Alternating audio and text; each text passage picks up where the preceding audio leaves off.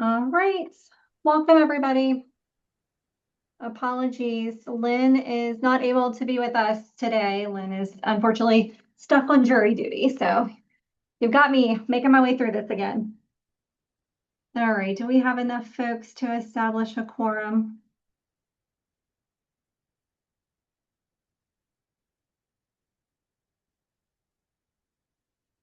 Rebecca, this is Raymond. Can somebody put the QR code so we can get our attendance? Can you put that back up real quick? Thank you. Got it. Went away as soon as I got on. I think we can put it in the chat too, so you can access it anytime. Okay. She's already put it in there, so yeah. All right. For Awesome. late joiners, please just check out the chat. Yeah, great. Thank you. Perfect.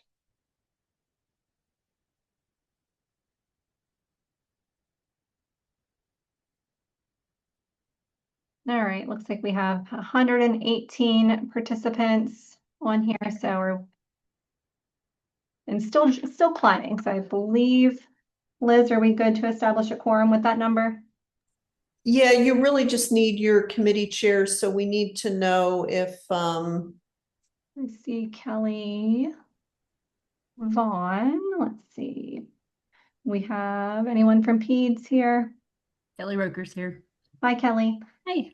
I know Raymond's here, and Kelly and Emily Russell. And Julie, I didn't see Julie. Julie's on maternity leave. Okay, perfect. Well, then I think we have representation from our subcommittees, and then is Crystal on? and for Crystal. Yeah. I'm on.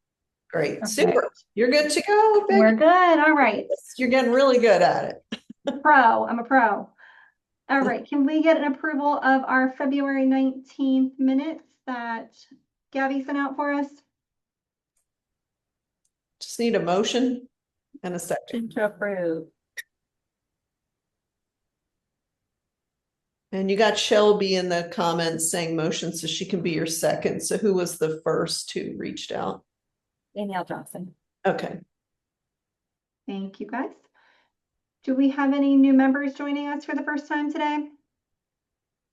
We'll need a vote on the motion or discussion. Yeah, we can just take anybody opposed if there's any discussion or any clarification about the minutes. You can either pop it in the chat or just unmute your mic.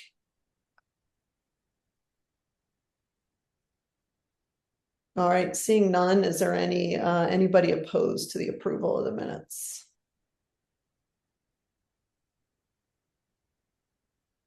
Okay, I think you're good to go, Becky. All right, thanks, Liz. All right, do we have any new members today joining us for the first time? Hi, my name is Abby, and I'm the new trauma PI coordinator at Northside Hospital, Gwinnett. Welcome, Abby. Thank you. Have anybody else? Hey, my name is Courtney Adams, and I'm the new trauma manager at Piedmont Newton Hospital. Welcome, Courtney. Looks like we have Deanna Smith, who is the new injury prevention and outreach coordinator at Northside Gwinnett. Not new. All right. Let's hop into our standing reports from the Georgia Trauma Commission. Liz, can you give us a GTC update? Yeah, sure. Happy to. Thanks, Becky. And thanks everybody for joining. I've got about 7 or 8 things to update you on. I'll try to be brief. If you remember from our last meeting, I guess in February is when we met. We still were, the legislative session was still in progress, and we had a couple things, namely our budget. The session concluded sine die on April 2nd, and our budget went through, woohoo, intact. So the commission is actually going to vote. There's a called meeting tomorrow, what we say called meeting, but it's really just an extra meeting. We don't like to wait until the end of May for the commission to do the budget, because then we can get a jump on your contracts and everything. So they have a meeting tomorrow to approve. And all of our funding remained intact, and that included the extra $4 million that's been in the budget now. I believe this is the 3rd year of that. EMS voted to approve their funding distributions, and that's going to be addressed as well. That was all approved by the Finance Committee.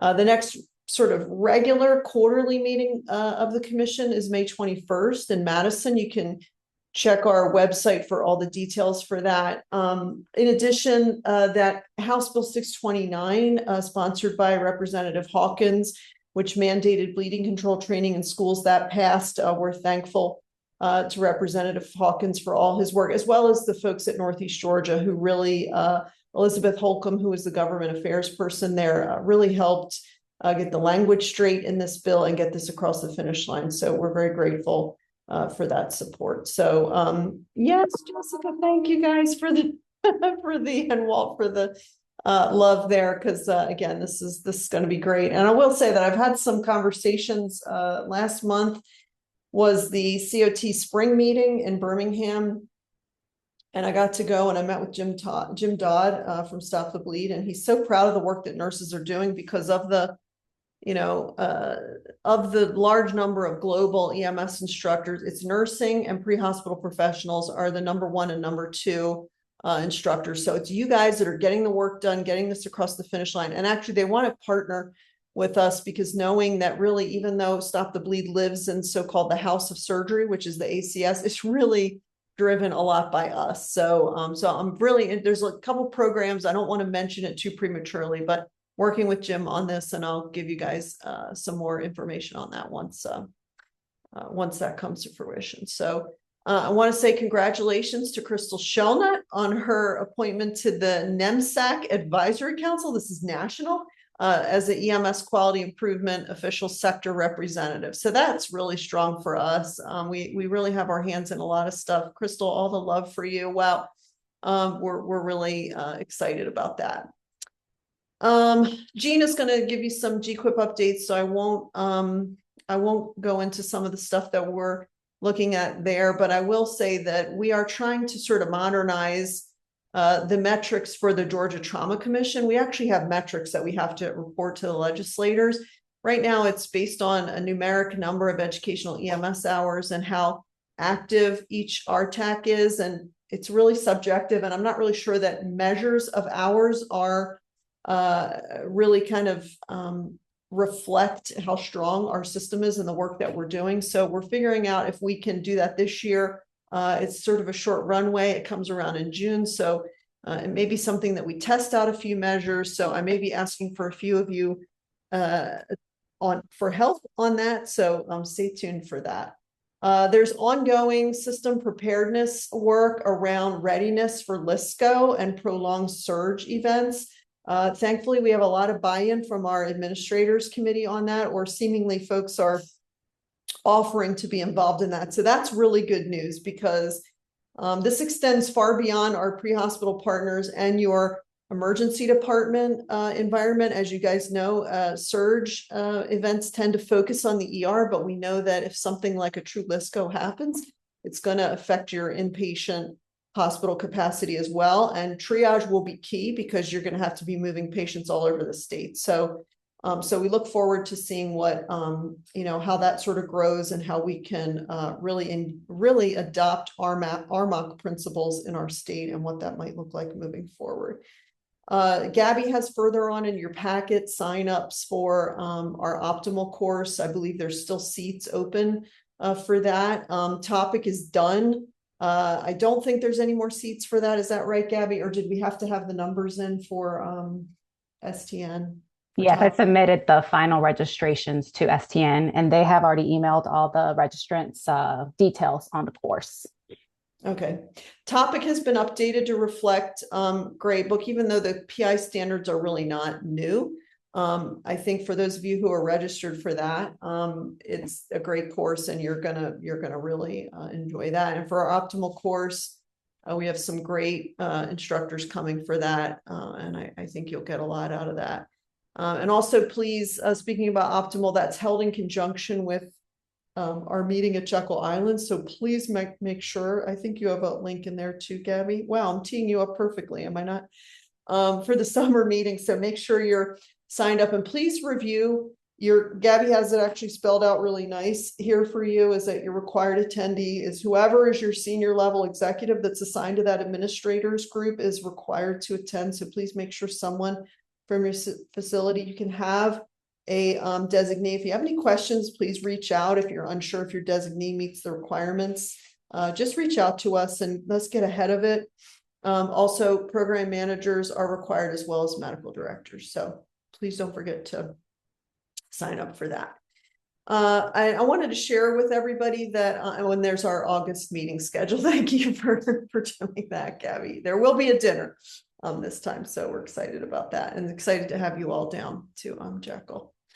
I recently, just last night, I landed from Stockholm and attending the World Trauma Congress on behalf of Society of Trauma Nurses, and was able to sit in on the meeting for the European Society for Trauma and Emergency Surgery, the nurses section.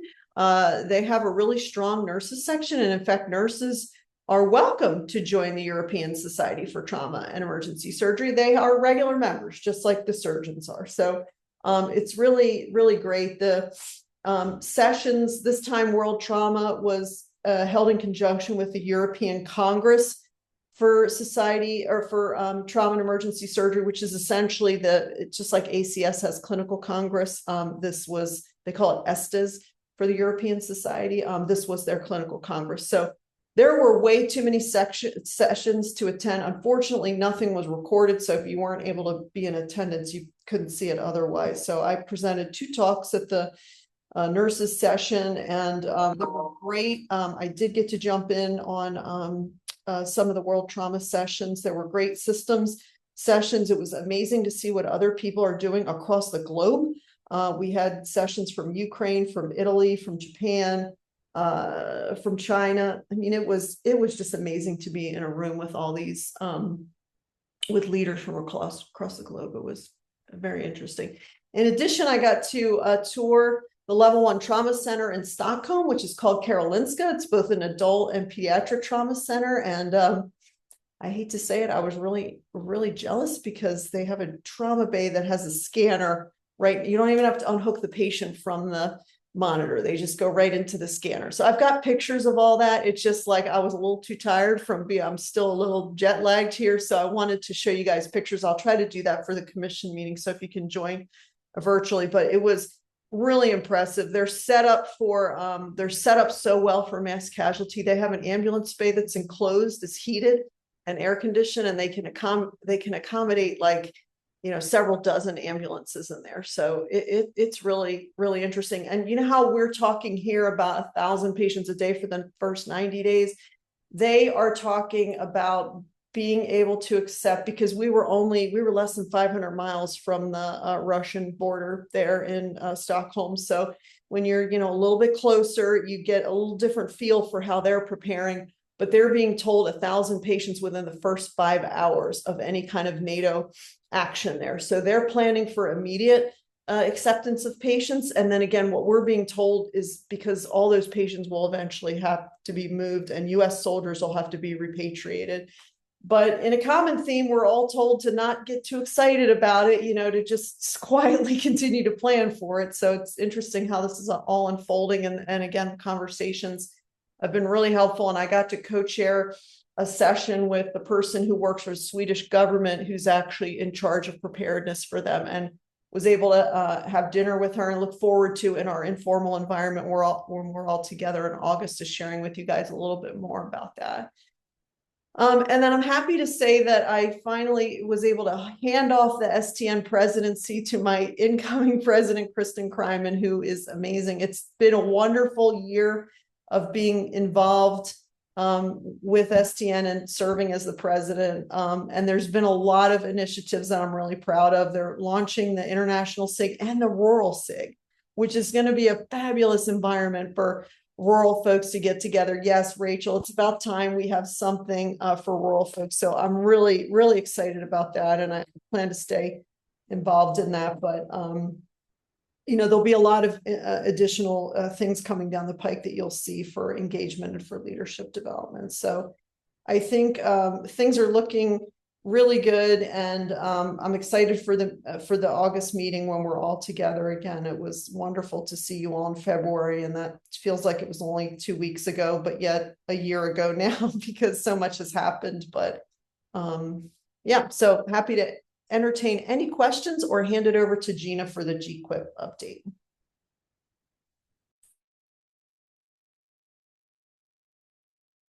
All right. Well, that was a lot, Liz. I know. I can't imagine digging out. This Liz has been gone for such a while, and but I know that was an amazing trip, and we can't wait to hear more about it. Her visit to Stockholm.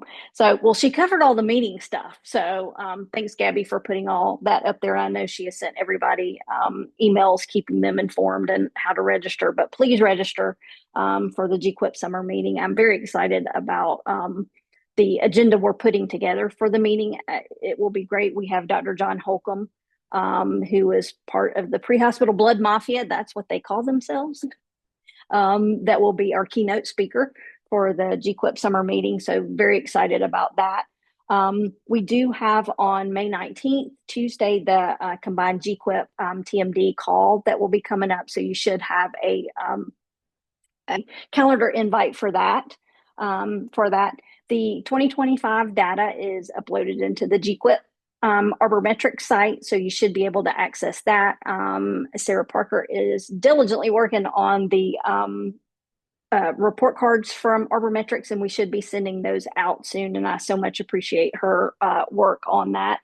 And then we have I hope everybody got the email that the spring TQuIT reports came out week before last, and the collaborative report. So we're starting to dig into that to see what that looks like. It looks like there has been a few changes in the report. So looking at the new things that they have added and how that changes. So, you know, when we get the reports, what will follow will be the email from me asking for the performance matrix. So look for that from me soon prior to the summer meeting. I'll give y'all a little bit of time to digest, and I'll be working with Dr. Ayoung Chi on what the ask will be, because we really try to not ask for any more than what we will use, what will be useful to look at. So we will be having a meeting coming up with Dr. Sharma and Liz and myself. So I'm sure we'll talk a little bit about that. And one of the things that we have put on our radar that Dr. Ayoung Chi wanted to work on was, we know geriatric has been our focus. And we wanted to work on something tangible from GQuip. And an idea that she had was to work on a geriatric case review tool, something that would help as we look at when we have our geriatric patients that are either a mortality or they have a major event. As we've learned, these extra things that our geriatric patients bring with them, delirium, screening from frailty, and those kind of things. So we're working on hopefully a tool that we can share or either pilot with somebody that will add that extra layer of looking for those extra things that our geriatric population needs. So more to come on that. And I think that's all I had for the group, and happy to entertain any questions. Thanks, Gina. Crystal for our tech update. All right, I've got several updates for everyone. I wanted to start with just a huge congratulations to our Region 1 RTAC. Scott Stevens is the coordinator up there, and Scott and his close, the group working on this pre-hospital blood project have accomplished what I would call nearly impossible. They brought together 3 different counties for one collaborative pre-hospital blood project. And it really is huge. It's also wildly innovative in the structure and the way that they set it up, the way that they're going to ensure that there's, you know, minimal product waste and all of that. So Scott had his kickoff event earlier in the month. They had a great blood drive. They were featured by several of the Metro Atlanta news outlets. and really just great reporting. So a great model from Scott and his team on just kind of ways that we can be a little bit innovative as these projects move forward. In that same vein, Coy, our RTAC coordinator in Region 9, is also kind of in the middle of a big project for that region. Folks from that region, I think you know, we've got almost no pre-hospital blood projects going on there. And given kind of the geography of that region, it's certainly very challenging. So Coy's working on an innovative plan. He's had kind of a number of partners step up to try and figure out what this could look like for Region 9 and our very rural areas. So more to come on that one, but hopefully by the time we have this next meeting, we'll be celebrating that project being up and running as well. All of your RTAC coordinators are currently working with the Georgia Trauma Foundation for a Stop the Bleed kit expansion project. So this is for our Georgia public high schools. Each RTAC is starting with 3 just willing participants. If they're willing to increase the number of teachers that are trained, extend Stop the Bleed training to students. We're partnering with them to expand the par level of kits. So going from 12 that they have now up to 36. So we really appreciate this partnership from the foundation. Everybody knows what a great tool Stop the Bleed is, not only for this really important training that we're getting out, but also just that kind of networking and getting in schools and these conversations kind of with other stakeholders. So great project. We've got, I think 5 high schools are completed to date with the expansion and more right around the corner. All the coordinators have received their kits. The big update is our education project. This has been a huge undertaking for us kind of redeveloping what our pre-hospital education looks like. We are very fortunate to have brought on an education coordinator in Kristen Spires. She's doing a great job organizing logistics and really kind of getting the word out and getting us some support for the projects. Our initial education grants are now open. So if you go to our website, under grants and programs on that drop-down list, you'll now see EMS education that's listed. And initial education was, you know, this is kind of our workforce development pipeline and was one of the most important ones to get up and running. So we've got 3 different kind of pots of money for our initial education programs, your EMR, our standard kind of EMT and AEMT program, and then micro grants that are available for some of our rural communities that maybe had a barrier of getting 12 students. So that's up. We encourage you to share that information. We have a lot of grants left to give out from that funding. We do have an orientation session for that is this Friday at 1 o'clock. The Zoom link is also on our website on the same page. We're just trying to really demystify that process. I think it can be intimidating for some to think that they're going through a state grant process. So Kristen and I are meeting less than an hour, just taking them through kind of what the expectations are, how the funding structure is going to work, and what their deliverables look like. It's a very manageable process. We just want everybody to feel comfortable with it. The next big project is our Applied Anatomy and Cadaver Labs, a really popular program over the years, and another really important one for our pre-hospital providers to work on those like high acuity and low frequency skills. Our first lab is coming up May 11th, and Lanier Technical College in Region 2 is going to be our host. This is going to be a 4-day lab where the first 2 are open registration as a continuing education event for our licensed providers. We run through, of course, a number of different skills. And the last 2 days are for our initial education programs for them to really hone their skills and to do some advanced dissection work. We are really, really appreciative of the efforts of Northeast Georgia Medical Center. They have been just a tremendous advocate in developing this program and certainly instrumental in our success for this first one at Lanier Tech. I know they're committing a number of resources to come over there and support our efforts. So really appreciate that. We are going to be doing one of these labs in every single region.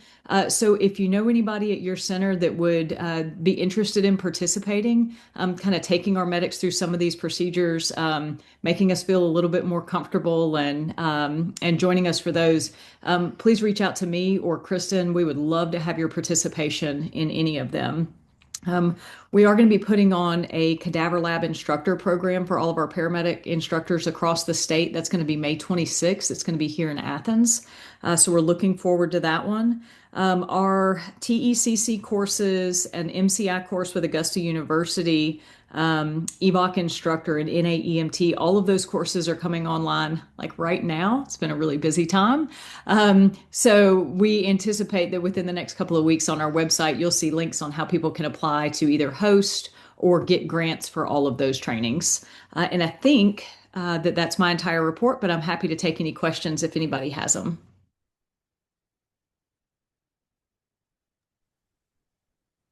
Thanks, Crystal. Of course. All right, moving on to our Office of EMS and Trauma, Marie with her OTCPE report updates. Good afternoon, everybody. I hope everybody's doing well. So for the OTCPE and OBCPE for the third quarter reports, those are still coming in. So I haven't tallied all of the numbers for know what's going on. But so I want to remind the TPMs, if you have not submitted the form already, please go in and submit that so that we can get the review process going, and then help us remind your TMDs to log in and sign the attest form. The form actually closes today. If you have not already initiated the form, please log in today and initiate it. And so we can look for those completed forms within the next few days. Regarding the image trend imports, thank you everybody for submitting your 2025 data. All of the centers submitted the data for 2025. We had to reopen the link for one center, which was perfectly fine. They're a new center working on becoming designated. So it is posted now, but it will come down today. So please do not import any 2026 records until you have installed your 2026 Georgia state update from ESO. And that update was distributed by ESO on the 23rd. And I sent out a reminder email in case somebody wasn't on their email distribution list. So I sent that out the next day. So you should have received that email with the links to do your update for the OMST image trend Georgia state update. I know that's a mouthful, but it's the 2026 state update. And you've got the link for the 2026 GQIP update in that same email. There are installation instructions, so please follow those. And if you have any questions, don't hesitate to reach out to ESO to install that in your system. So moving on, we are making a call for any new EMS or hospital name changes or new services or hospitals you know of. Let me know so I can start preparing the list for June. And those will be prepared in two different forms. One is for the V5 users. It'll have the numeric number and the alternate number, but the new ESO users have the alphanumeric numbers.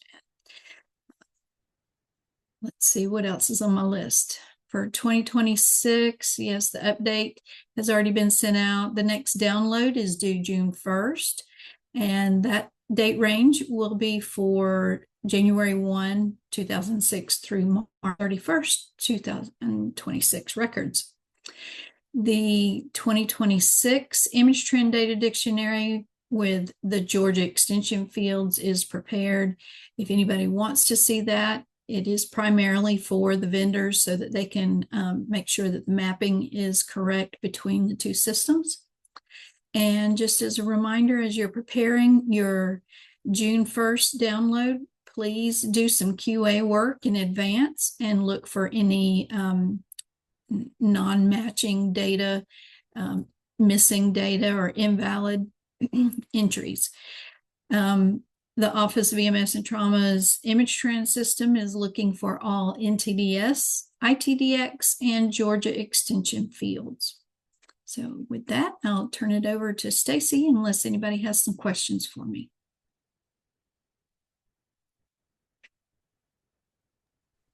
Thanks, Marie. Stacy with the OEMST updates.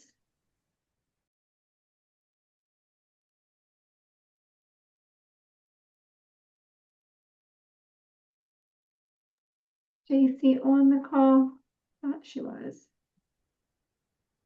Oh, I had two speakers and one of them was still muted. Sorry. That's okay. Thank you. Good afternoon, everybody. I want to start off by giving a congratulations to Memorial Satilla Health. They are down in Region 9. They are a level 4 designated trauma center. So we're happy to have someone down in Region 9 as we're working on more centers in Region 9. So there are two pursuing that hopefully this year that will join Memorial. So excited to have them on board. We're still going to have a busy year this year with designations and redesignations. We have 13 total this year. We've had a couple visits already. So I kind of wanted to touch base on two things that I've seen ACS ask about. It's not necessarily as focused as they were last year on the geriatric vital signs being in your criteria and more focus on geriatric. But these are just two things that have come up in some of the visits. So they're focused on the TQIP, which you always give your TQIP report, but they are wanting to know exactly how you're applying that in your PI and how you're benchmarking and showing that improvement. So they're really focused on not just showing your report, but what are you doing with your report? And the other thing that they've mentioned at both the visits I've been at, under triage, we use Kabari, but they keep talking about this NIFTY scale.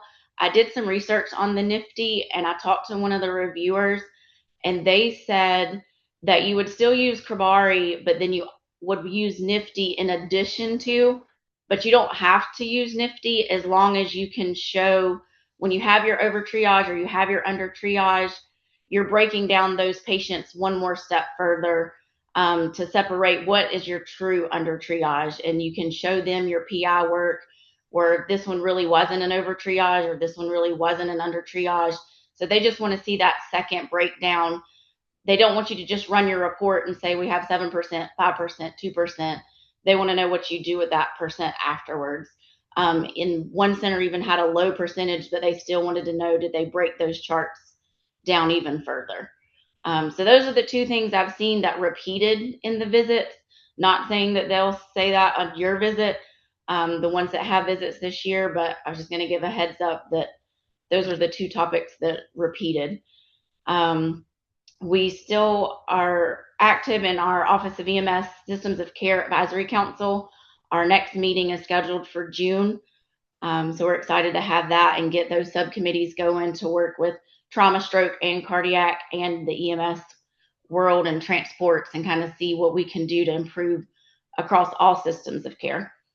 As Marie mentioned, the Q3 OTCPEs and OBCPEs have been submitted, so I'm working on those, going to give feedback as I get through each center, and I'll be sending you your feedback. If you have any questions, you can always email me when you look at your report. I do put little notes in there, so if you have any questions, please feel free to reach out. And the only last update I've heard on level 4 standards, April is at the NASEMSO meeting in Kansas, and they just said this year. So level 4, I know they originally said April, they might say May, but at the meeting in NASEMSO, all they said was it will be released this year. And that's the only update I have for the Office of EMS and Trauma. Thanks, Stacy.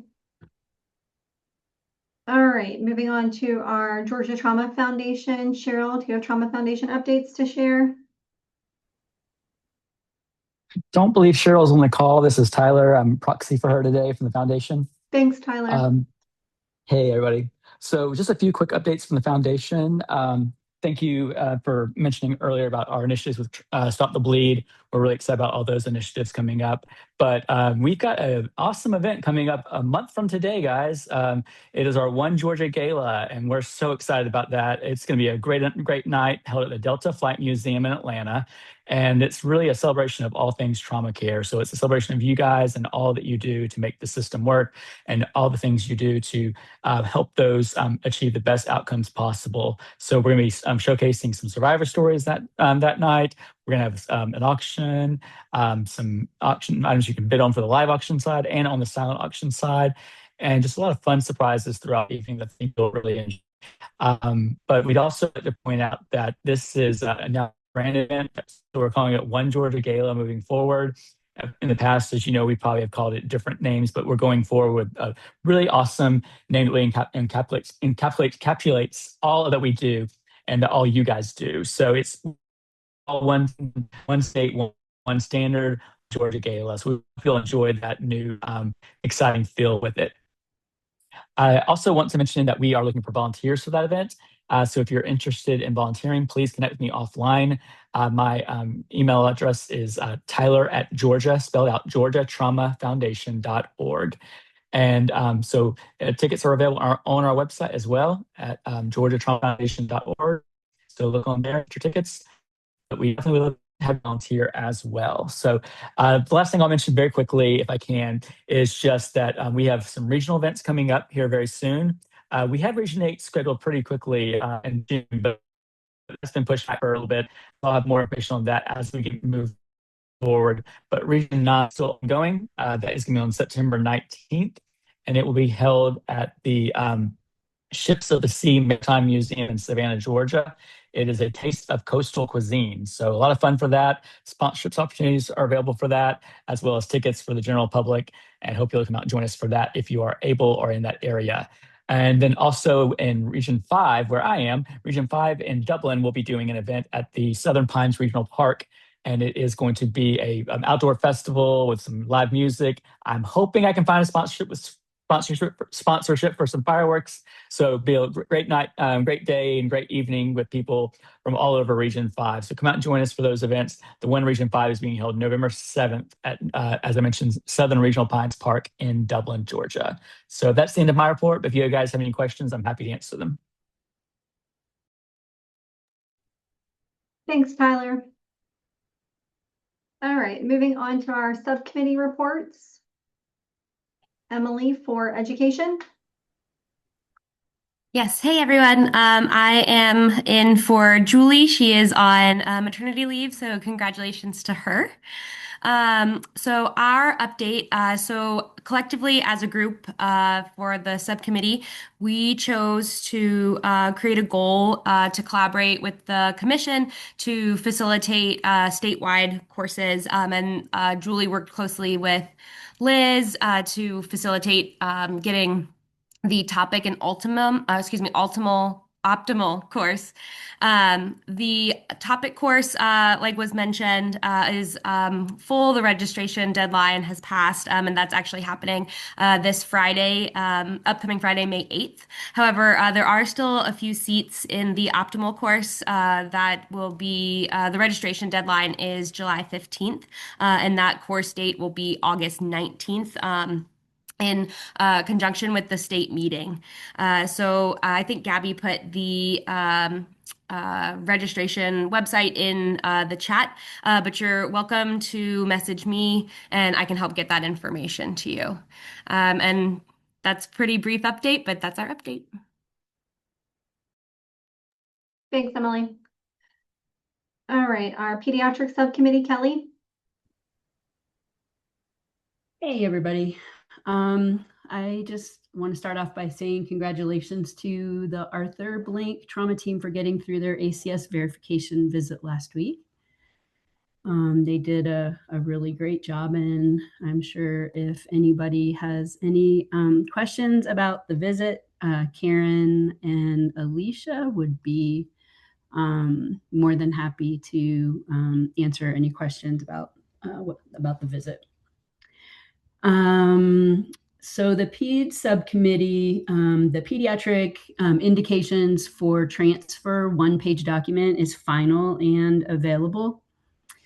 So if anybody would like to have that one-page document for their center, just reach out and let me know, and we'll make sure that it's available through Georgia Trauma Commission as well. The pediatric radiology toolkit, I've had a couple of emails about that. We are working on it. The proposal has been written.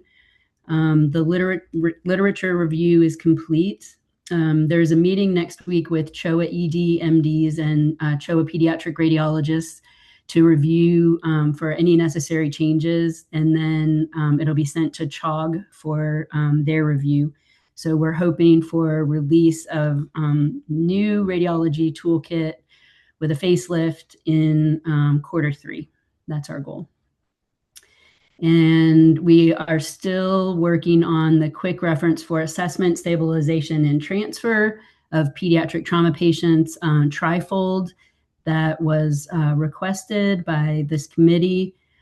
Content was approved, but we're still having some formatting barriers that we're trying to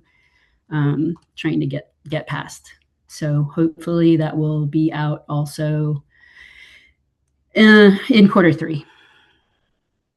And then we'll just continue to work on our entire pediatric transfer toolkit that we're hoping to have available electronically sometime in 2027.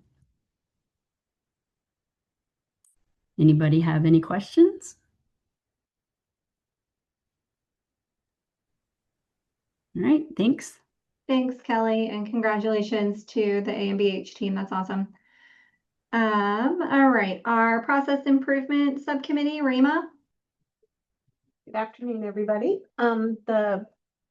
We met in the beginning of this month, continued to gather some documents. We're putting together documents that we all use for doing our PI reviews.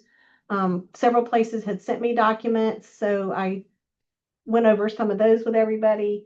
Then we discussed like next steps. So we want to start working on geriatrics things. It seems to be a opportunity that we all have at our facility. Some already have stuff established, some are still working on things. So we discuss some of the tools that are out there, geriatric guidelines. People are going to share their things, and Gina was kind enough to create us a place on Basecamp for us to put all these documents and tools and give the people that are involved in this committee access to that.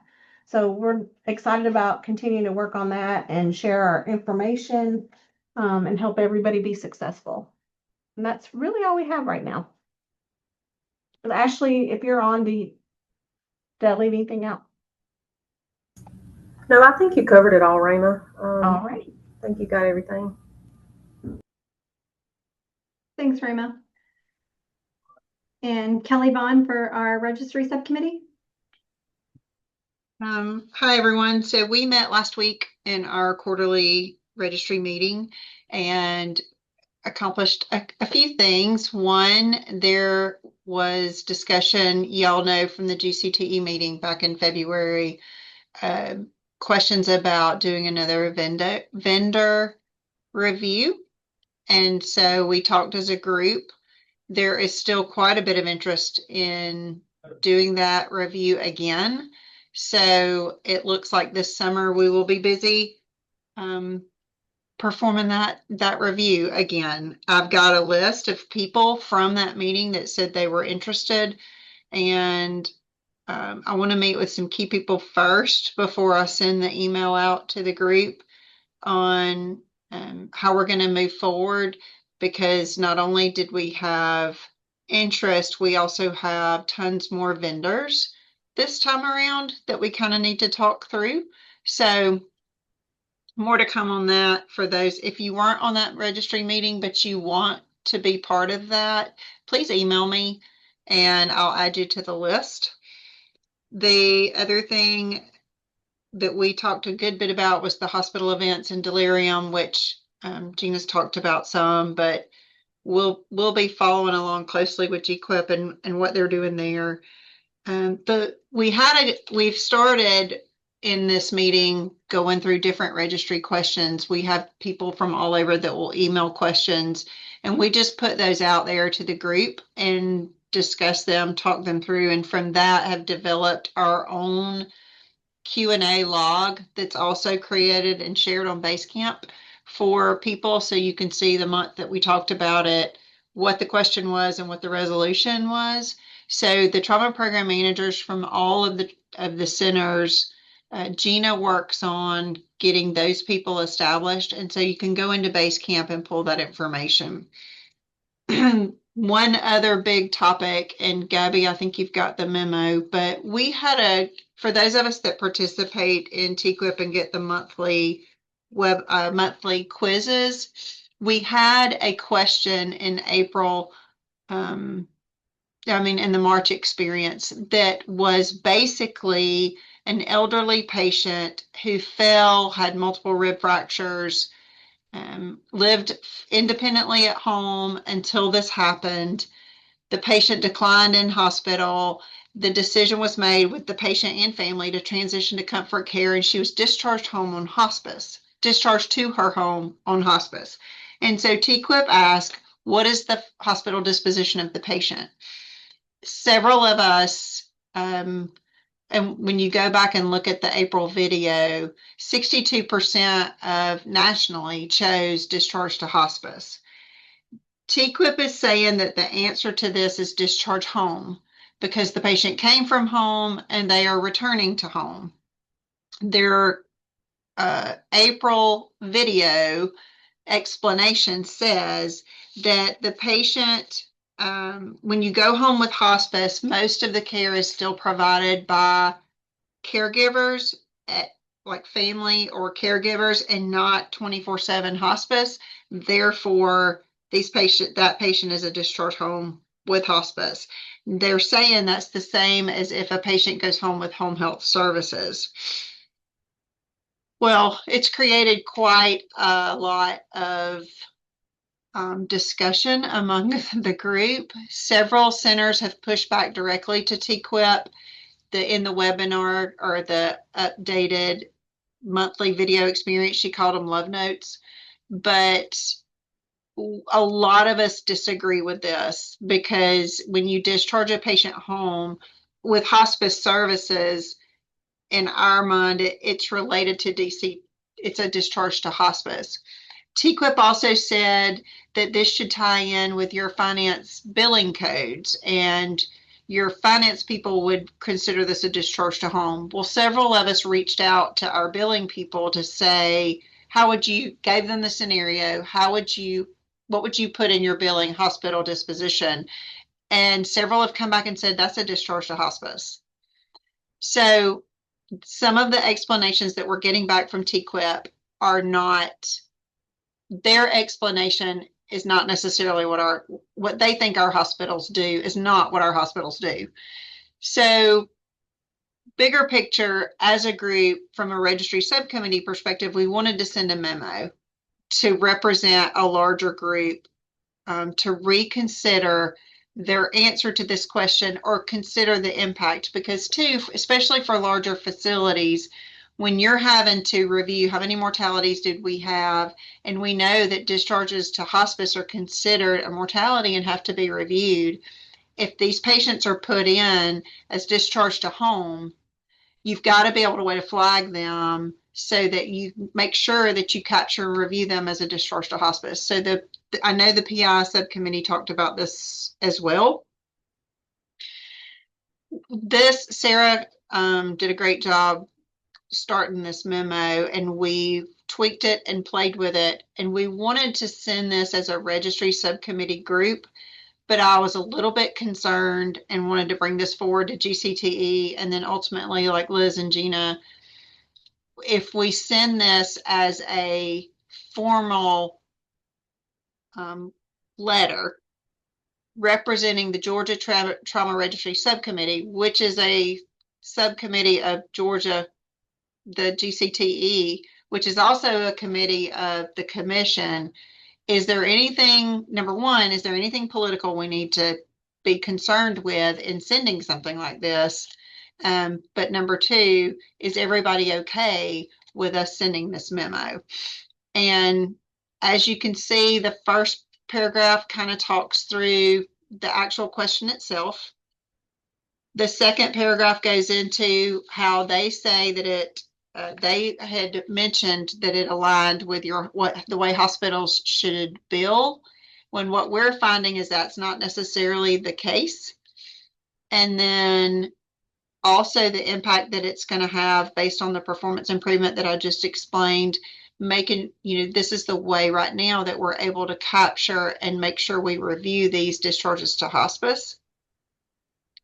Then it goes into understanding that all the UBO4 codes, which are the discharge financial billing codes, the NTDS dictionary does not use all of the same codes that the billing side uses. And so if they're asking us to do what our finance billing department does, but they don't give us the same options, it's not making sense.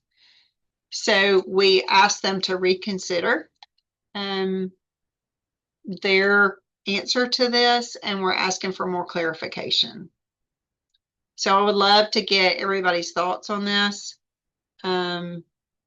Liz, I see we created a custom data element for discharge to hospice. I don't know that we could do anything like that for V5. Yeah, but I'm interested to see what everybody else has thought. I know there was a lot of discussion in the subcommittee group, but I'm interested to see what others, if anybody else has anything to add to this or how we need to handle this. Hey, this is Karen from Cartersville. I agree. I think we need more clarification. But I think my biggest thing on this would be is if they do want us to capture these discharges as home rather than hospice, then we wouldn't necessarily have to review these as hospice. Correct. That's a good question. Because are we putting more pressure on ourselves when they're saying these patients don't necessarily qualify as a hospice patient and therefore don't have to be reviewed? Kelly, yeah. It's Gina. I don't know if you noticed that they sent out their 2026 FAQs yesterday for the data dictionary. And they did not respond exactly to this hospice question, but they did have a response to the hospital discharge, and they responded to the use of UBO4 codes and said they align with those except when it comes to the return to home. And they consider anything, going back to home, return to home. So I thought that was I can't remember exactly how it read. But I was like, this is, they're saying we follow UBO4 discharge codes, except when they're going back home. Well, and that's the part that, and Sarah, I think you're on.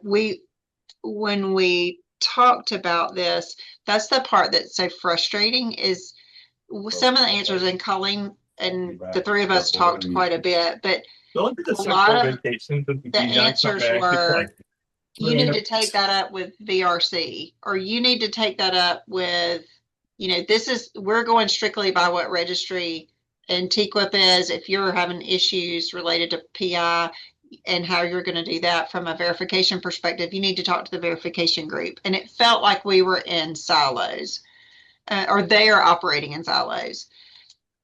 Liz, I see that I can talk to you at any time, or Sarah and Colleen and I can talk to you if you want to do that before, because I know various centers have sent forward their own concerns without a group effort. Yeah, that's fine. I think especially if it's coming from GCT, which is technically a formal right of the commission, I don't want there to be any surprises, but also more importantly, that we have such a strong working relationship with, I just spent time with Melanie and Tammy in Austin at TraumaCon. So we actually went out and had dinner together. So they're gonna, we have a way to get this forward. So let's you and I work a little bit on this together, and then we can bring it back. I'm not, I think it's important, and I think they would want to know about it more broadly than the like answer that you're getting. So I think we can successfully get it forward. All right. Hey, Kelly, I've got a quick question. Sorry. It's Heather from Athens. So for this particular patient, because she came into the ED, right? She had these injuries, but she got discharged back. So if she got discharged back to home, that's not even a patient that meets NTDB criteria.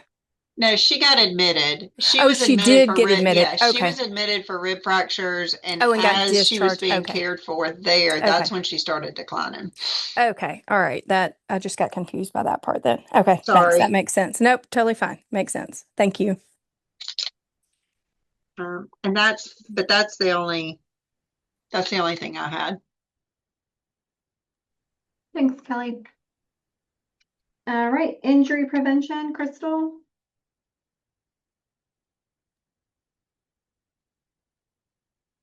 Good afternoon, everybody. Can you hear me okay? Yes, we can.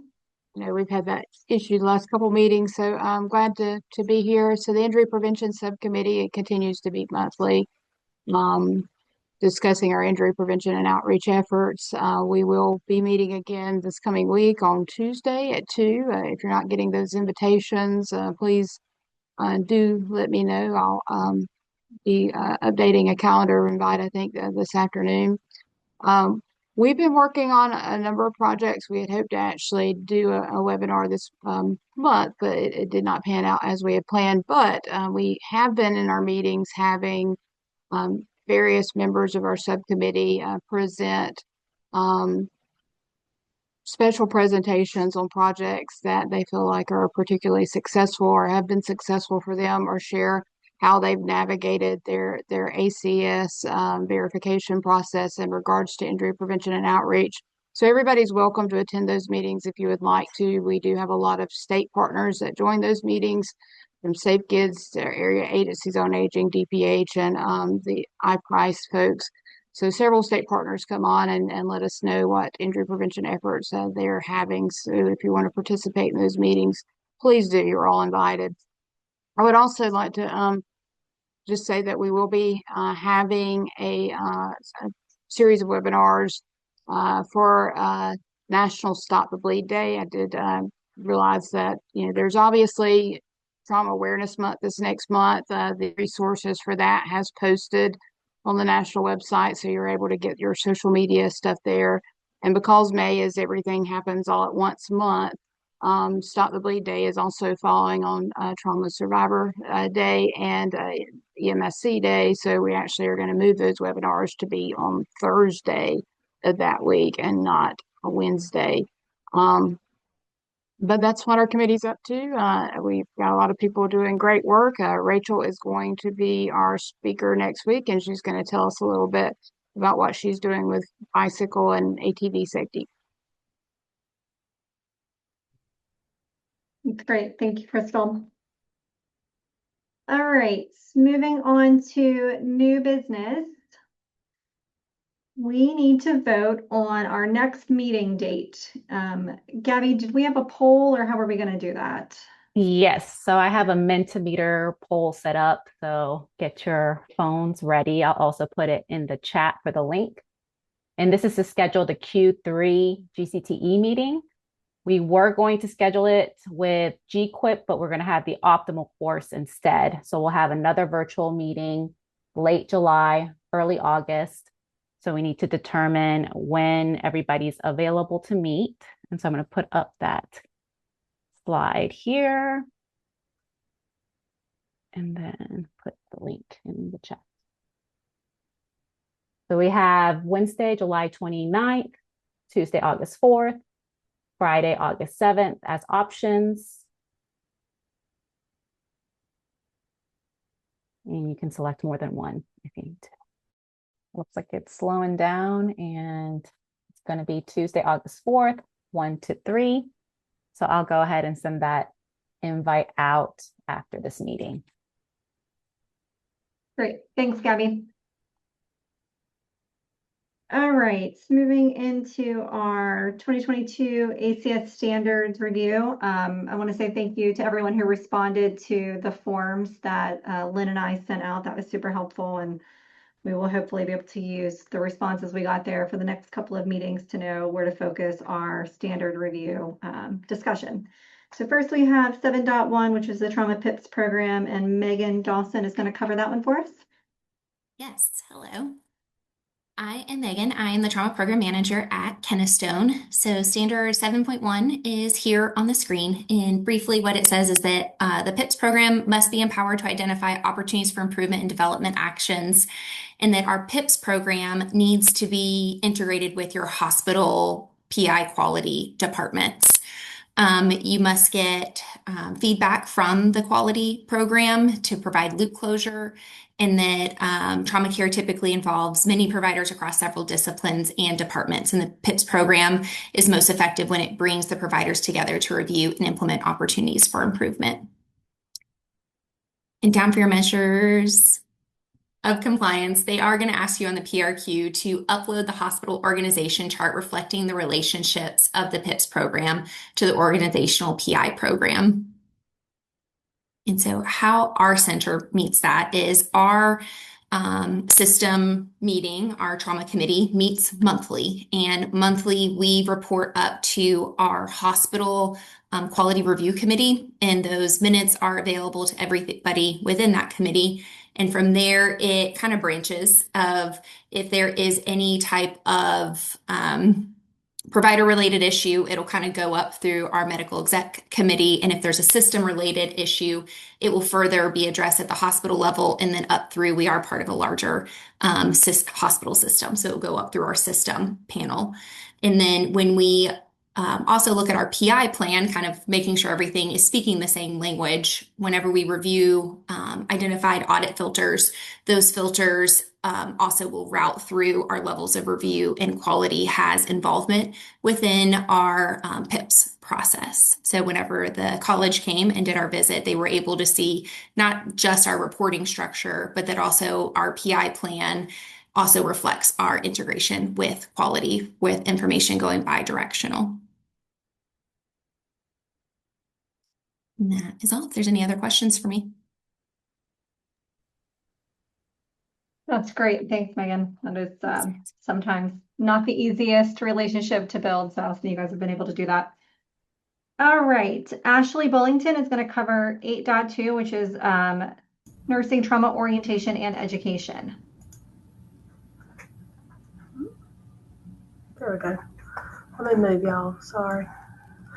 All right. So my name is Ashley Bullington. I'm the Trauma Program Manager at Crisp Regional.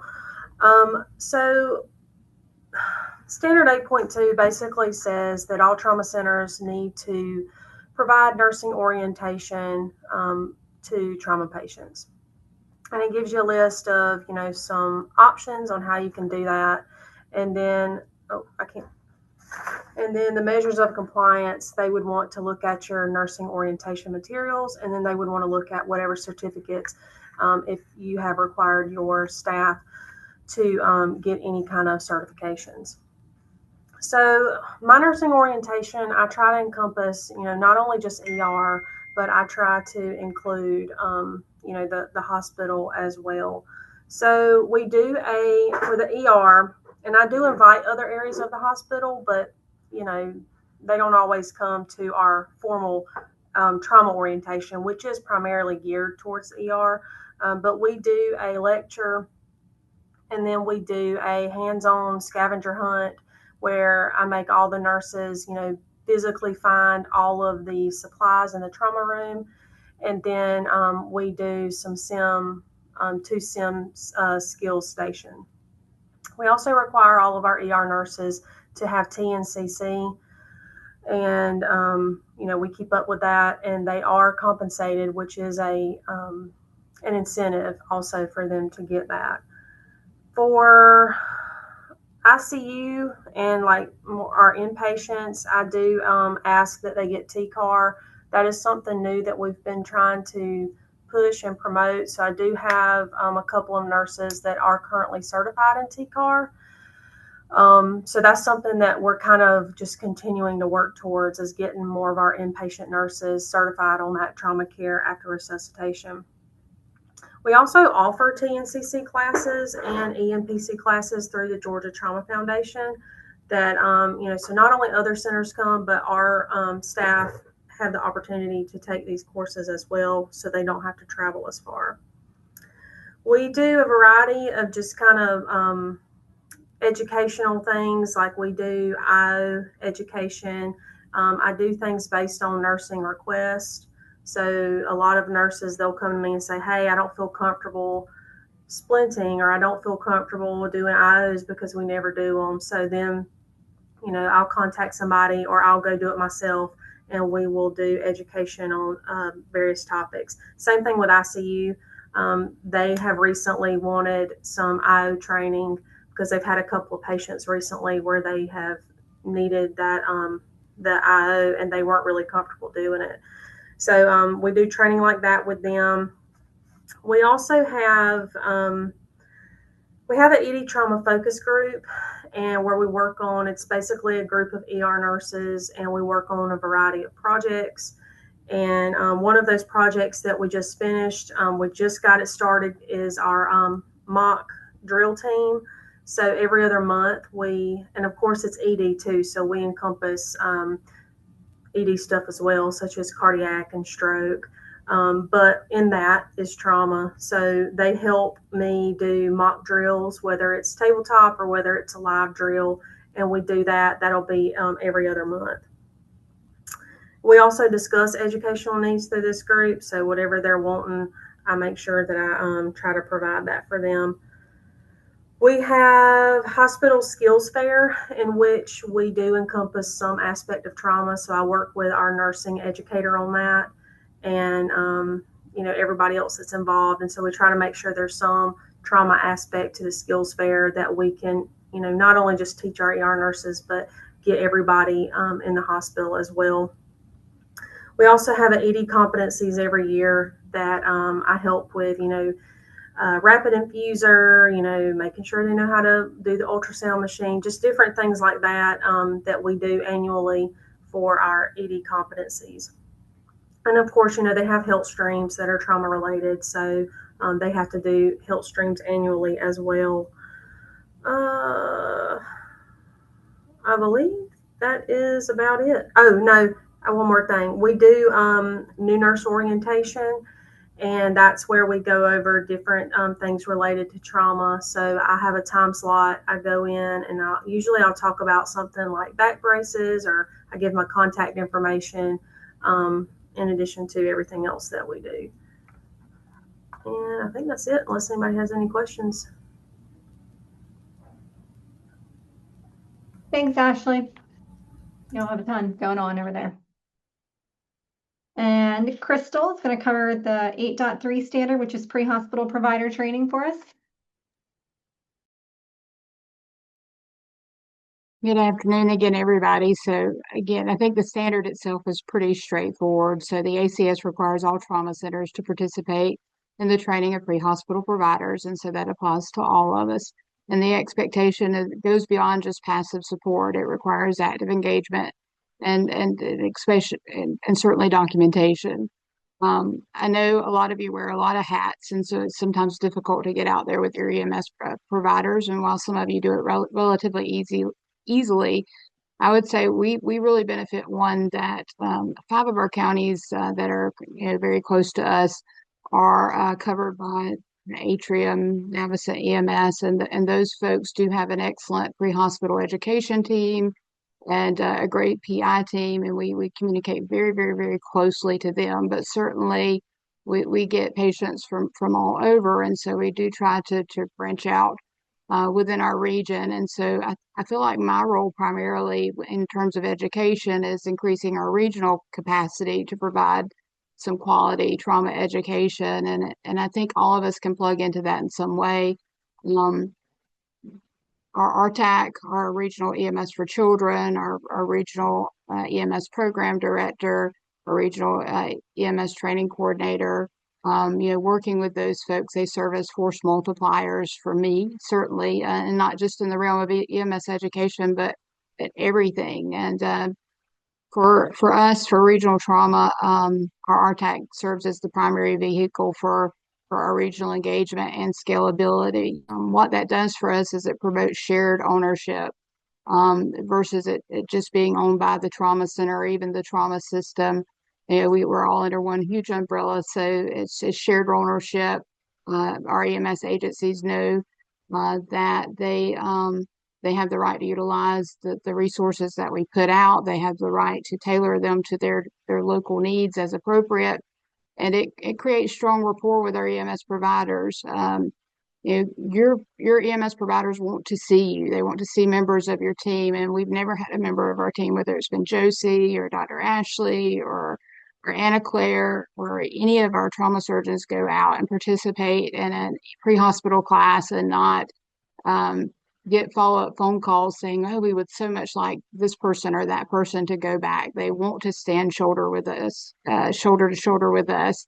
And that type of model, I feel like, builds credibility. While the focus here of this particular point is pre-hospital training whenever possible, when there's shared goals, when there's shared skill sets, when there's a need for shared understanding, we try to make sure all of our training or all of our education is multidisciplinary to the degree possible. We have a very inclusive training model so that we're not siloed and just pre-hospital providers. We're inclusive of EMS at all levels. We're inclusive of public safety partners, even our law enforcement, fire department personnel that are predominantly or primarily EMS in their focus, and then our nurses and physicians across the region, both designated and non-designated hospital. So basically, we involve all system stakeholders across the continuum, and that also encourages ownership and system-wide alignment. As I mentioned earlier, we work to build regional capacity. A lot of that is through being able to provide and loan equipment. Some of that is held, of course, by our regional training crashes. Some of that is equipment that is housed at our hospital and owned by our hospital that we loan out to partnering hospitals and EMS agencies. But we also focus on train-the-trainer programs. Really kind of early on in my tenure with this department, I realized when I would go and teach, I would be limited to the folks that are sitting there right in front of me, unless I'm building kind of a train-the-trainer model that empowers all the agencies that are participating to embed this education more in their culture, and it leaves behind capacity to teach this program going forward. So that expands our reach exponentially. It also promotes sustainability, especially as people are rotating through roles, or rotating through departments, or in and out of regions. And it shifts us from an event-based training model to a culture-based education model that is primarily driven by our performance improvement or our PIPS process. So again, that also occurs at the facility level and the regional level.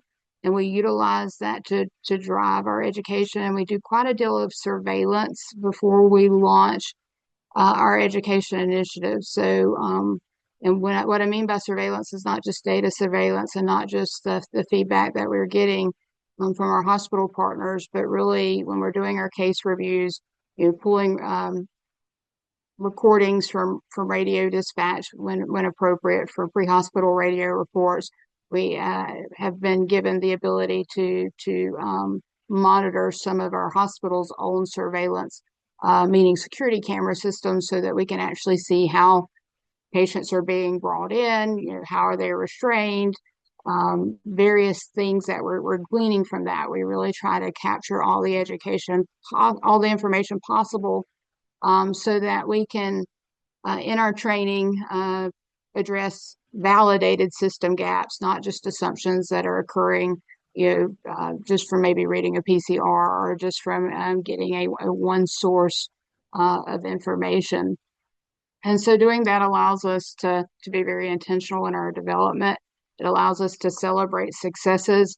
It allows us to quickly communicate and disseminate best practices, not just internally and not just to our Atrium EMS partners, but again through our regional partners. For instance, when we talk back to, Kelly really launched a great pre-hospital or pediatric transport model. We're able to quickly determine through our surveillance which agencies were struggling with that, which agencies. We actually had 2 agencies in that review that 100% of the time the children they brought in were restrained properly. So we're able to go back to those particular agencies and ask them what their secret sauce, how do they communicate expectations, how often did they train, and we're able to communicate that in turn to our folks as we're doing best practices. So again, a multi-source perspective before we act and before we develop education, so that we understand if issues are truly systemic, and whether it's an issue of an education gap or perhaps an equipment gap, and address those using the appropriate means. And then again, leveraging your success. So save awards, even sometimes in the worst of cases, we find some silver linings or some best practices that we can really highlight. We had a really great discussion yesterday in our RTAP meeting about a particular case that, at face value, it didn't look like a win, but when you take that singular instance and you're baking it into the context that this was a multi-patient event, it really shed a lot of light on some of the good things that were happening at that scene and some of the struggles that our EMS providers are dealing with. So understanding the why behind the gaps that you're seeing is so very important. Working with providers shoulder to shoulder so that October through December. you understand their motivations, and trust me, they want to do the right thing. They want to do the best for their patients at all turns, and so that we avoid addressing something improperly. We just do quite a lot of surveillance. And then of course the standard requires adequate documentation. So keep your documentations of your rosters, do your post-course surveys, keep documentation of maybe any tests that you're giving to document knowledge gains, and your collaborative records.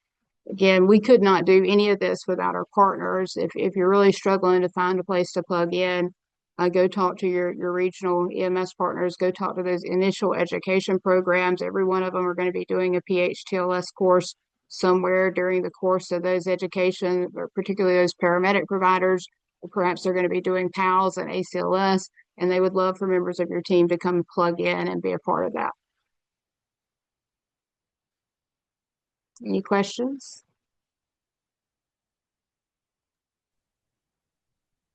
Thanks, Crystal. And thanks again to Megan, Ashley, and Crystal, who agreed to present here on this meeting today with a very short notice. So I appreciate y'all pulling that together for us.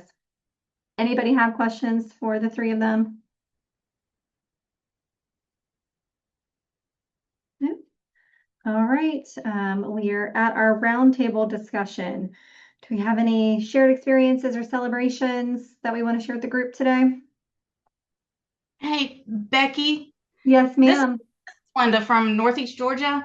Hi, Linda. I don't have a shared experience right now, but being we were talking about the ACS verification stuff, I've been meaning to mention that when we're doing chart pools for the 50 million charts we have to submit, if anyone is using the queries for the diagnosis AIS codes, they need to check the coding for 2005 versus 2015, because some of the diagnoses don't align.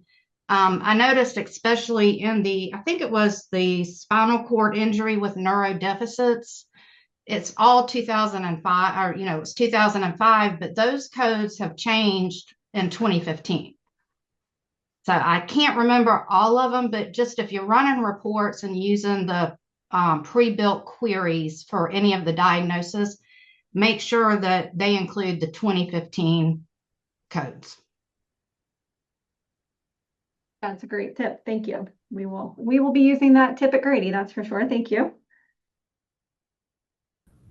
Hey, real quick, Christy was asking in the chat about how you basically get your nurses on board with taking TNCC, because a lot of times it's not in their job description. So I just wanted to mention, I didn't have time to type it before we went off, but Christy, one thing that I do, and it does help, is, and of course this would be up to your HR and it would be a process, but we do offer our nurses an extra $1 who do take TNCC. So that's an incentive for them. And I also have a good relationship with our ER director.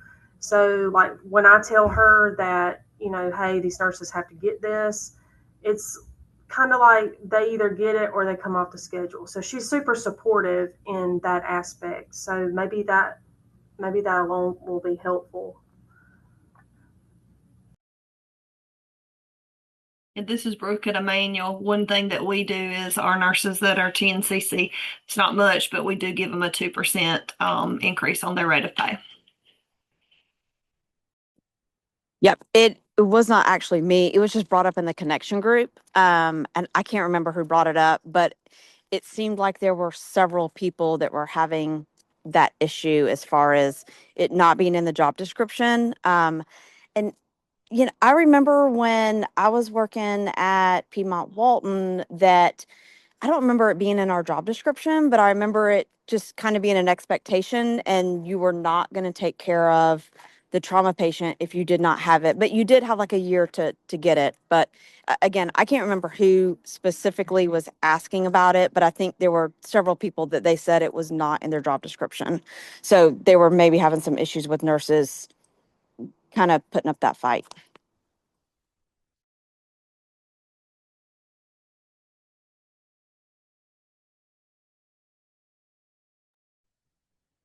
Alyssa, you have your hand up? Yeah, I just wanted to announce that Matthew O'Rourke, our trauma registrar, he just recently passed his CAS certificate, so he is now certified in that. So both of our registrars now are both certified, so we're very happy about that. We also had our ACS survey last week.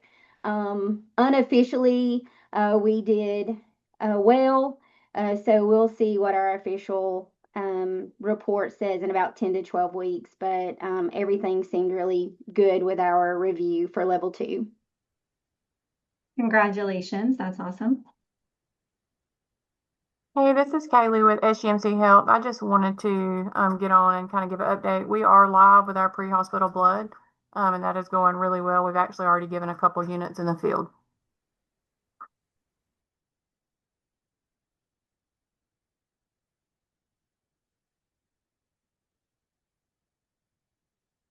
Anybody else have anything? We are also live with our pre-hospital blood, and that's going really well. That they've had 5 administrations as of yesterday, so and really good outcomes emerging from that. And we also had a great full-scale MCI exercise yesterday, and we're all super wore out. I'm sure you are. Those are exhausting. Congratulations on the whole blood. We just celebrated our 2-year anniversary here at Grady with our Grady EMS whole blood and have some amazing data to show with amazing saves for lots of patients. Hey, this is Heather in Athens. I was just going to share that 2 of our registrars that are on the phone, Anna and Stephanie, both took their case exam as well, and they both passed.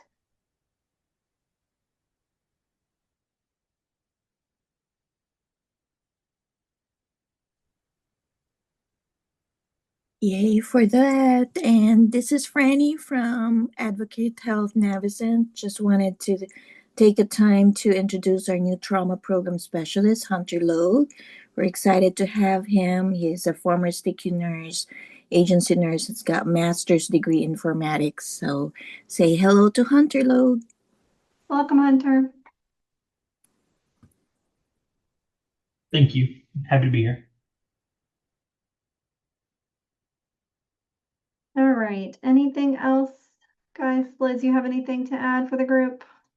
I was going to ask if the PI group could maybe come up with some, you know, since we're having our own state optimal course, they're very you know, they're very flexible, and they would focus on something that was a need for us specifically in Georgia. So I don't know if there's a way to do a quick survey about something that we could just make it a simple Survey Monkey or something about what people are struggling most from site visit perspective, or even console visit if you're for level 3s that are not verified yet. So so just throwing that out there, not totally necessary, but just offering that.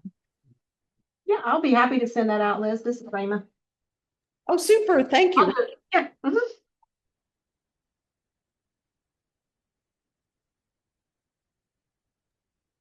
Thanks, Liz. All right, well, if nobody else has anything, then I think we can give you guys back a little bit of time this afternoon.